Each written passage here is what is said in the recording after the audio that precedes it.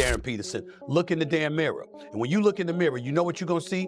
You're gonna see an all-world player that people have mentioned in the same breath as Kobe Bryant. That's how terrific of a basketball player Darryn Peterson is. It's draft night at Barclays Center, and the Utah Jazz are on the clock. A 19-year-old out of Canton, Ohio, steps forward to shake hands with Adam Silver as cameras flash from every direction. But before the moment can even sink in, DeMarcus Cousins is already live on broadcast, saying the one thing you don't casually say about any prospect. I can see the Kobe in this game.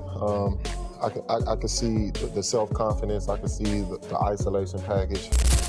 That's not a comparison anyone throws around lightly. It's the kind of label that can end a young player's career before it even begins if it turns out to be wrong. And Cousins wasn't the first person to make that comparison, not even close.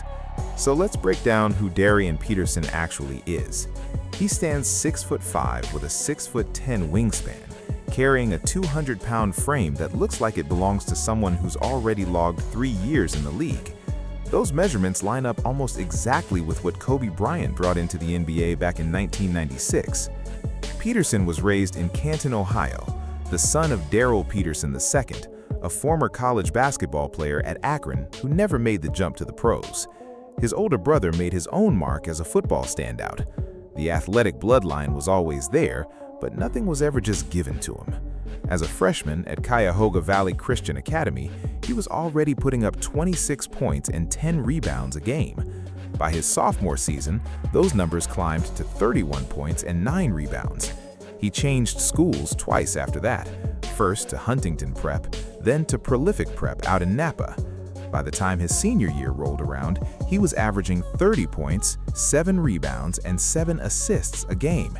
He walked away with the Naismith Prep Player of the Year award, shared MVP honors at the McDonald's All-American game, and was ranked the #1 recruit in the entire country. Even Bill Self, the Kansas head coach who spent decades developing national champions and first-round picks, had this to say about Peterson.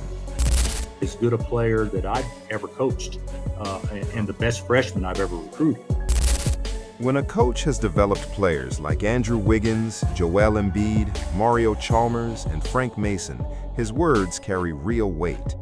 At the time, plenty of comparisons were floating around. Bradley Beal, Devin Booker, Jaylen Brown, and Ray Allen all got mentioned, but there was one name that kept coming up again and again, the one scouts, podcast hosts, and draft analysts couldn't stop circling back to: Kobe Bryant. Now, Kobe comparisons tend to get thrown around too easily. Any shooting guard who can knock down a mid-range pull-up eventually gets tagged as the next Kobe. It's become one of the most worn-out labels in scouting. So when several scouts, analysts, and NBA veterans independently arrive at that same comparison for Darryn Peterson, it's worth asking why. The answer starts with his footwork. Peterson doesn't score the way most young players do. He doesn't just overpower defenders athletically, he outmaneuvers them. His pivot moves, shot fakes, and shoulder drops echo the way Kobe operated, using angles and positioning to create separation rather than relying purely on speed or explosiveness. One scout described it this way: Peterson already has the pivots, the 3-level scoring, the clean mid-range fadeaways, and the post-up game. But what really sets him apart is that he's this polished at such a young age, more refined than most prospects ever were at this stage. That early polish is exactly what fuels the Kobe comparison. When Bryant entered the league at 17 out of Lower Merion High School, everyone recognized his talent, but few grasped just how technically advanced his game already was. His footwork, his shot creation, his willingness to take on tough shots instead of leaning solely on athleticism, all of it was already there from day one. At 19, Peterson shows those same traits. Then there's the defensive side.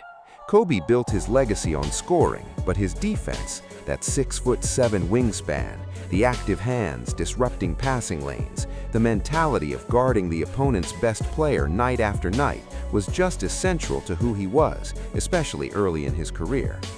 Peterson, with an even longer 6'10.5" wingspan, is already averaging close to 1.5 steals per game at the college level. He's not a gambler chasing steals. He reads plays, positions himself smartly, and uses his length with real intelligence, the same defensive instinct that eventually made Kobe legendary. And then there's the part no scouting report can capture, the mentality. Kobe Bryant fell to 13th overall in the 1996 draft, watching 12 teams pass on him one by one from the green room. That night stayed with him for the rest of his career, and it never had to heal. It simply became motivation for the next 2 decades. Peterson went 2nd overall, with only 1 team passing on him, but don't assume that made it sting any less. When the Washington Wizards called A.J. Dybonsa first name, Peterson was watching every second of it. And when he stepped up to face reporters shortly after, something shifted in his expression, a look that anyone who studied old Kobe footage would instantly recognize. I can't go back and change anything now. Obviously, I wanted to be #1 pick, but I went #2. So there's always been a chip on my shoulder, so I wouldn't say it added anything else, but now it'll always be on my mind for my whole career. He looked directly at the reporter. His voice stayed calm. There was no anger, no resentment, only confidence. That's the Mamba mentality. Not the highlight reel version, not the motivational poster version, but the real one. The version where you're missing out on the #1 spot in the draft doesn't break your confidence. It makes you even sharper. And it didn't end there. When he was asked what comes next, Peterson responded. I got drafted today, but tomorrow I'm now an NBA player, so get home, I'm gonna work out until I got to report to Utah. He was asked what guided that mindset. He didn't hesitate. Kobe's my guy, and I'm inspired by him. Just try to think, what would Kobe do right now? I think he'd get drafted and move on and try to go be the best him possible, so that's what I'm gonna do. This isn't someone using Kobe's name as a marketing tool. When Kobe was Peterson's age, he shared that same obsession, not with becoming the next Jordan or copying anyone else, but with mastering his craft so completely that the comparisons eventually became impossible to ignore. It didn't begin with comparisons, it began with a standard. And that's exactly where Peterson is starting as well. Now this is where the story becomes more honest. For all of his talent and all of his mindset, Peterson's freshman season at Kansas was far from smooth. He appeared in 24 games and missed 11, not because of any major structural injury, but due to recurring cramping issues.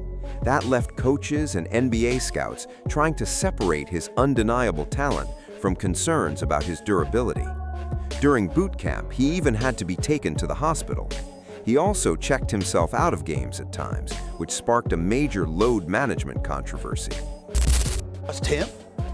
I'm looking at him on the camera. You cannot be trusted. When you carry the Kobe...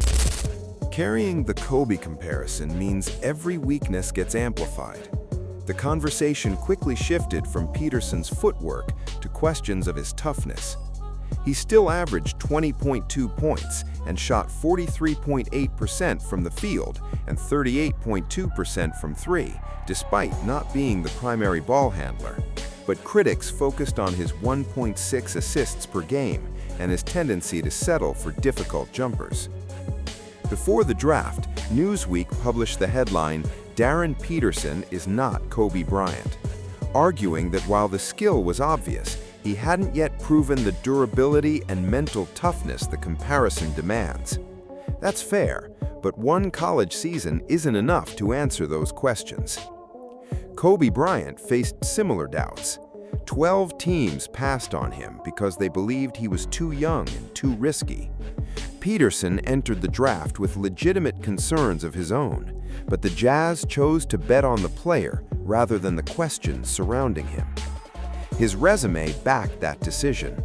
Peterson broke Andrew Wiggins' Kansas freshman scoring record, shot 38% from 3, and earned praise as one of the most complete guard prospects in the class. Some scouts even compared his all-around offensive game to a young Ray Allen while highlighting his superior ball handling. What made Kobe special wasn't just his talent, it was his relentless commitment to improving every day. That's why Peterson's comparison stands out. He's not trying to copy Kobe's moves. He's studying the mindset and the work behind them. Now he joins a Jazz team with established talent and a chance to compete sooner than expected. The chip on his shoulder was already there before draft night, and being selected second overall only gives him more motivation. No one knows what Darryn Peterson will become, but on draft night, he made one thing clear. While everyone else celebrated, he said he was going home to work. Kobe didn't enter the league trying to become the next great player. He entered to become the standard. Peterson isn't trying to be Kobe Bryant. He's trying to follow the same path.